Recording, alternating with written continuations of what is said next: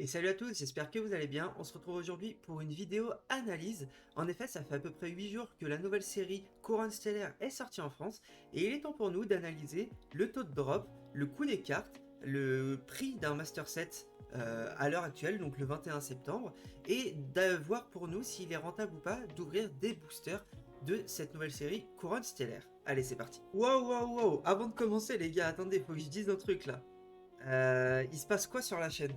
On a fait une vidéo à 1700 vues, une vidéo à 2500 vues, une vidéo à 700 vues, 1370, 2200 vues. Vous êtes chaud de fou les mecs. Je vous remercie. N'oubliez pas de vous abonner si jamais le contenu de cette chaîne vous intéresse. N'oubliez pas qu'à 500 abonnés, un petit giveaway va être fait sur cette chaîne. Là, on est à peu près à 337, il me semble. Donc, on a fait plus de la moitié. Ça monte hyper vite. Je suis hyper content. N'hésitez pas à vous abonner. J'espère que cette vidéo fonctionnera autant que les dernières pour qu'elle ait la plus grande visibilité possible et pour qu'il y ait le plus de gens possible qui puissent participer à ce giveaway. Ça me ferait extrêmement plaisir en tout cas que vous vous abonniez à cette chaîne et n'hésitez pas à me dire en commentaire si la vidéo que vous êtes en train de regarder vous a plu. Allez, c'est parti. On retrouve donc ici le tableau des pull rates qui a été calculé par TCG Player.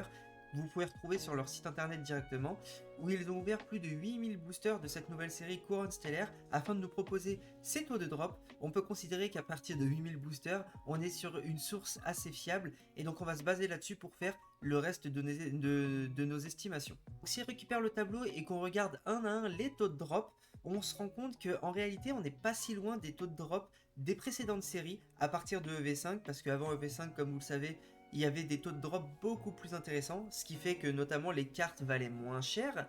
À partir de Force Temporelle, on s'est rendu compte que les les SR étaient beaucoup plus durs à tirer, et donc c'est pour ça que on se retrouve avec des Serpentos qui sont très chers, avec des Irfoudres, avec des Feux Perçants qui coûtent quand même une certaine somme par rapport par exemple au Dracofeu qui coûte assez peu d'argent finalement sur EV3 et qui est beaucoup moins rare en fait, de fait que le taux de drop du Dracofeu est plus intéressant que le taux de drop des séries futures.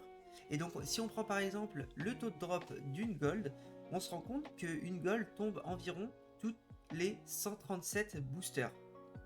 Il y a 3 golds dans la série, donc avec le petit calcul assez simple, on se rend compte que on a une chance sur 411 boosters de tirer la gold qui nous intéresse. Si on regarde les high-tech et les AR, on est sur le même taux de drop que d'habitude, 1 sur 20 pour les high-tech, 1 sur 13 pour les AR, ça ne change pas. Si on veut une AR spéciale, en fait ça va uniquement dépendre du nombre d'AR qu'il y a dans la série. Si on regarde les AR, on a une chance sur 13 de dropper une AR aléatoire et on a 13 AR dans la série, donc on se retrouve avec une chance sur 167 de tomber une AR en particulier en ouvrant des boosters. Le taux des ultra rares, donc les full art en gros, n'est pas changé également. On est à une full art tous les 15 boosters. On se retrouve avec 11 full art dans la série, donc on a une chance sur 163 de tirer par exemple le low class full art. Et maintenant, si on prend l'exemple des SAR, on a une chance sur 90 boosters de tomber une SAR aléatoire. Et si on prend l'exemple du Terrapagos SAR, Terra Crystal, on se rend compte qu'on a une chance sur 540 boosters de tirer cette carte-là spécifiquement. C'est pas énorme, mais on se retrouve sur des quotas qui sont similaires aux dernières séries qu'on a pu observer, comme je le dis, depuis EV5. Info intéressante, si on prend l'ensemble des cartes présentes, des cartes spéciales présentes, ce qu'on peut voir ici, et en fait on se retrouve avec une chance sur 5 de tirer quelque chose en ouvrant un booster. Donc on a 5 boosters devant nous, la probabilité est très élevée qu'on tire au moins une carte secrète ou une carte high-tech dans un des 5 boosters. Quand je dis carte secrète, on comprend les SAR, les AR, les full art et les gold. Donc c'est un ratio qui est intéressant à noter, notamment pour le fait que en fait on peut acheter un tripack et ne rien avoir, et en fait ce sera totalement logique parce que dans la logique des choses, il faudrait environ 5 boosters pour être sûr de tirer quelque chose. Attention, dans ces calculs-là, n'est pas pris en compte les ex normales, donc de la série classique, qui ne sont pas considérées comme des cartes secrètes. Donc par exemple le Terrapagos X ou le Florizard X ne sont pas pris en compte dans ces calculs, ce qui rajoute une chance supplémentaire de dropper des cartes un minimum intéressantes par booster. On a à peu près à un booster sur 6 pour la chance de dropper une carte X simple, comme je le disais, le Florizard, le Tortan par exemple, ou le Terrapagos.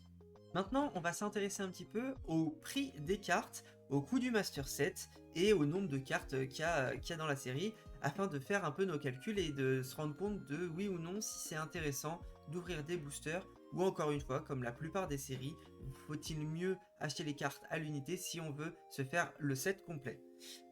Donc on peut regarder tout de suite ici le tableau des cotes des cartes intéressantes de la série. Donc vous pouvez voir que j'ai fait des estimations tirées de eBay, de Card Market. Et première chose à savoir, quand une série vient de sortir, les prix les moins chers se trouvent souvent sur Card Market. Au fur et à mesure, ça va se tasser un petit peu et Card Market ne sera plus la plateforme la plus intéressante la plupart du temps.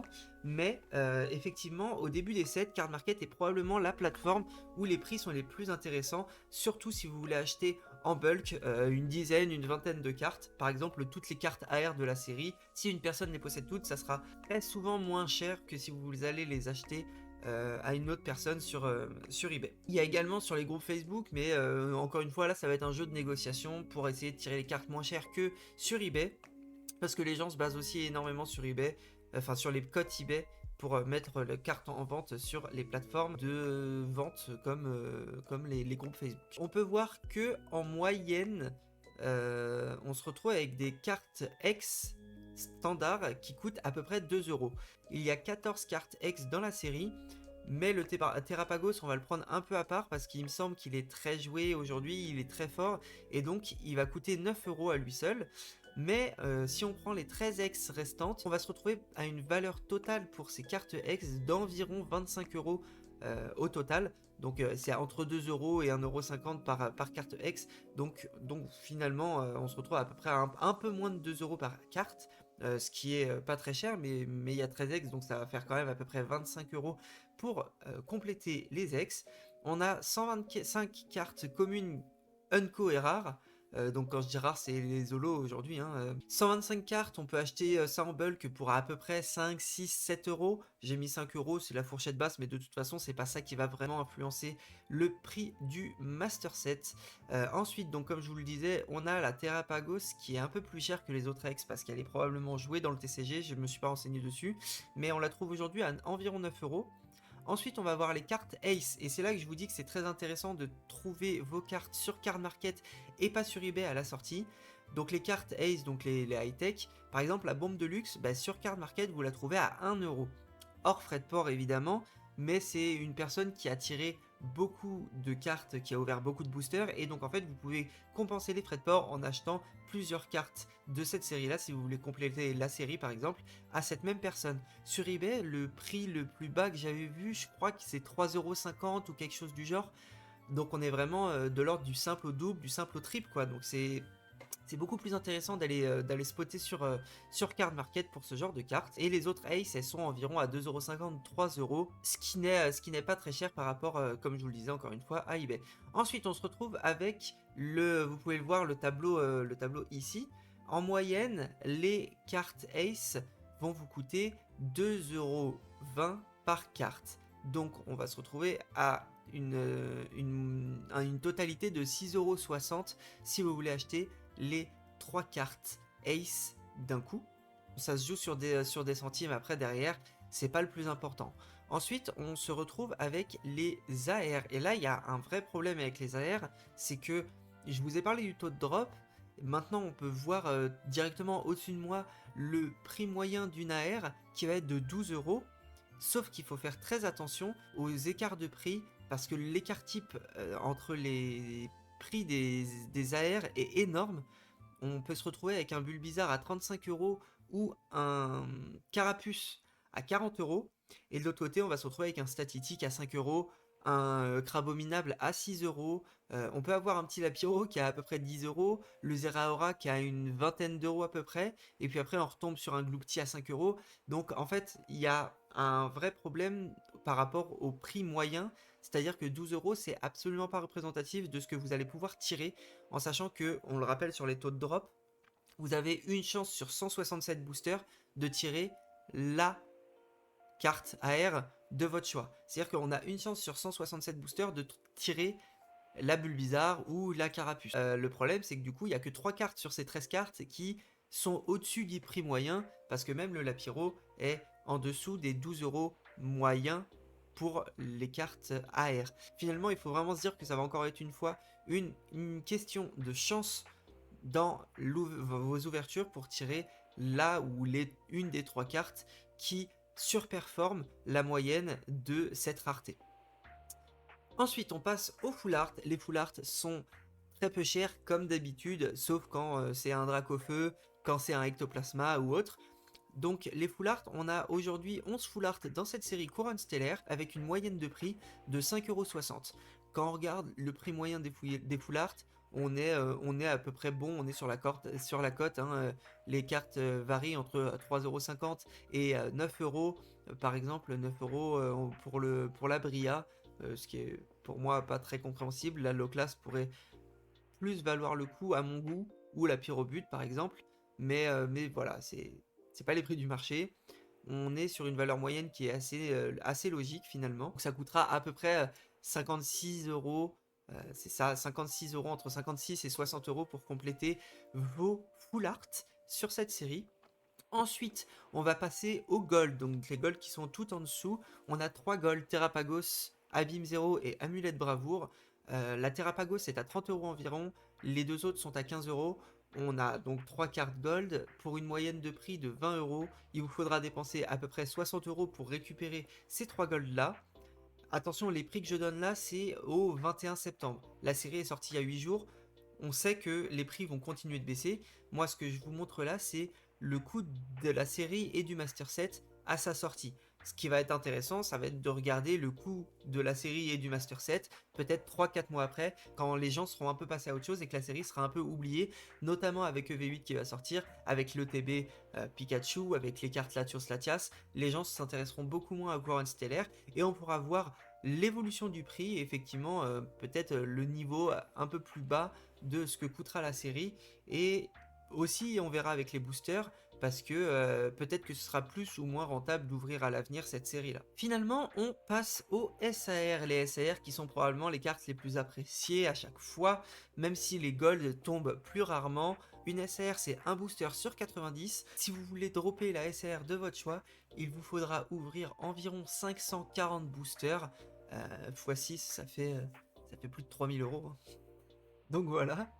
Donc on parle encore une fois de chance pour tirer la carte qu'on veut. Et on peut voir que la carte la plus chère est logiquement la Terrapagos. En dessous, on va trouver l'Amigavolt et la Taro à 60€.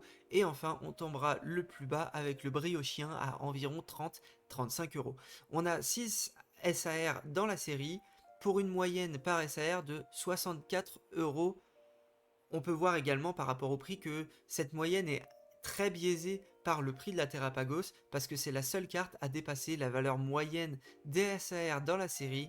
Donc pour surperformer la moyenne, il faudra absolument tirer le Terrapagos, sinon vous serez en dessous de la valeur moyenne avec par exemple Megavolt qui est à 60€ et encore moins si vous tirez d'autres cartes SAR. Finalement, on se retrouve avec une valeur totale de la série de environ 710€. On peut arrondir entre 700 et 750 en fonction du moment où vous regardez cette vidéo sur les jours qui suivent.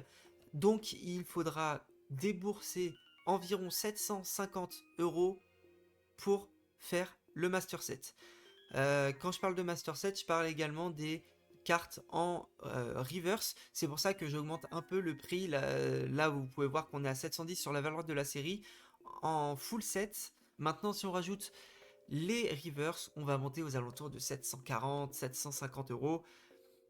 Donc c'est pour ça qu'on va partir sur une base de 750€ pour le Master Set. Un booster aujourd'hui coûte environ 5 à 6€, on va dire 6€. Donc si on fait le ratio entre le coût du Master Set qui est d'environ 750€ et le prix d'un booster qui est d'environ 6€, pour 750€, on peut acheter environ 125 boosters. Ok, 125 boosters, ça vous fait à peine 4 displays. 4 displays, ça vous fait 120, 6 x 4, 24, ça fait 144 boosters. Donc on est à moins de 4 displays pour 750 euros de booster. Il faut bien comprendre que c'est très compliqué avec 125 boosters de tirer le total de la série. Si vous voulez compléter votre set, il sera forcément plus intéressant d'acheter à l'unité. Je vous apprends rien, hein, on est d'accord, mais c'est toujours intéressant de regarder les chiffres et de comprendre à quel point c'est plus intéressant de récupérer les cartes à l'unité ou même en lot, parce qu'en lot on les payera encore moins cher, plutôt que d'essayer de tout dropper en ouvrant. Si on se réfère au taux de drop des alternatives, des SAR, on a une chance sur 90 de dropper n'importe quel SAR, et comme il y a 6 SAR, on a une chance sur 540 de dropper les SAR que l'on veut. Une chance sur 540. Ça veut dire que il faudrait environ 540 boosters ouverts pour compléter la série. 540 boosters à 6 euros le booster, on se retrouve à 2700 euros de dépensés pour compléter le set en ouvrant uniquement des boosters. Donc là, je parle des boosters achetés en tripack, achetés à l'unité, achetés en display, tout mélangé. Hein, parce que les quotas sur les displays viennent un peu altérer les taux de drop effectifs. Et donc là, on parle vraiment d'acheter tout et n'importe quoi en même temps. Donc des bundles, des displays, des coffrets, des tripacks, enfin tout, voilà. 2700 euros. C'est-à-dire 4 fois plus, à peu près 4 fois plus que le coût du Master Set aujourd'hui. C'est désastreux, et on se rend compte du coup que ce n'est toujours pas intéressant, loin de là, d'ouvrir des boosters pour essayer de tirer la carte que l'on veut, parce que il y a déjà très peu de cartes, il n'y a qu'une seule carte au-dessus des 100 euros, donc par rapport à l'ouverture d'un display, c'est très compliqué d'être rentable, parce que même la carte la plus chère ne vaut pas le prix de la display. 130 euros pour le Terrapagos, une display, si vous vous en sortez bien, vous l'achetez 150 euros peut-être, 160 euros en moyenne. Il faudra que, et même si vous tirez la Terrapagos, si vous n'avez pas au moins la Zeraora, c'est très compliqué d'être rentable sur la display, parce que vous voyez qu'après tout coûte très peu cher.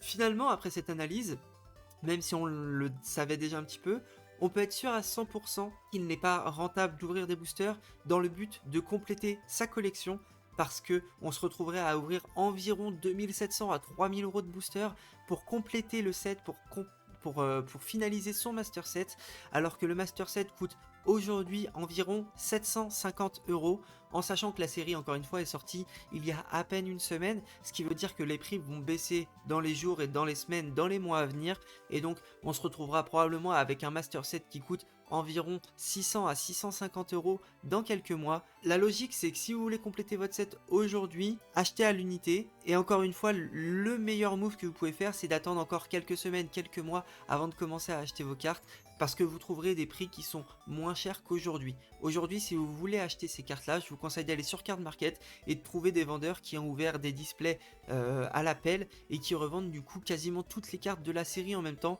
parce qu'en sélectionnant une dizaine, une quinzaine de cartes, vous allez pouvoir négocier le prix global et faire des économies sur les frais de port. Enfin, si vous voulez être rentable en ouvrant ces boosters-là, sachez que ce sera encore une fois très compliqué. J'ai volontairement pas fait le calcul qui revient à faire le prix d'une carte rapporté à son taux de drop, parce que effectivement dans les faits on peut utiliser ce calcul pour estimer l'argent qu'on gagne en moyenne en ouvrant un booster. Là on arrivera à peu près à 3 euros, 3,50 € sur le prix du booster.